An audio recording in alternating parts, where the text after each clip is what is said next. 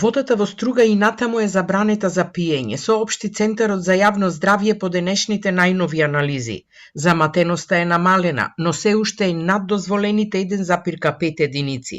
Веќе се испратени примероци во Институтот за јавно здравје во Скопје за поширока анализа, за да се утврди дали во водата има и други недозволени супстанции. Сепак, по оваа хаварија, целиот систем ќе мора темелно да се прочисти. Треба тромивање на цевкиве со хиперхлорирање и да се пушти вода да истечи за да може да се чисти цевкиве. За цевкиве залепено е од таа частиците од матноста на самите цевки. Така што имаме матност 1,88, падната е на 1,88, 1,76, изворот шум е 3,44. Забраната си важи се уште од инспекција, да.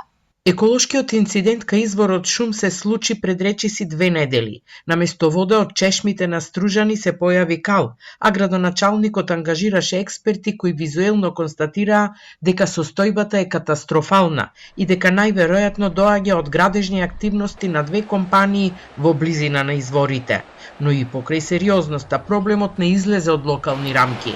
Законски ниту Министерството, ниту Државниот инспекторат за животна средина велат дека не можат да постапуваат затоа што немаат ингеренции. Да, за во Струга надлежна е општината. Ние сме во постојана комуникација со општинските власти, односно и со градоначалникот на општина Струга, со господинот Ќура. Информациите што ги имаме од нив се превземени сите мерки и за брзо време ќе се санира целата ситуација и истовремено ќе се бара и одговорност зошто е дојдена до оваа ситуација. Телма контактираше со една од двете фирми на кои општинскиот инспектор им изрече забрана за секакви активности во близина на изворот. Сопственикот на градежната компанија тврди дека не ископувале минерални суровини, туку ја рамнеле парцелата во нивна сопственост со намера да засадат и одгледуваат лешници. Сега кај шум нема активности.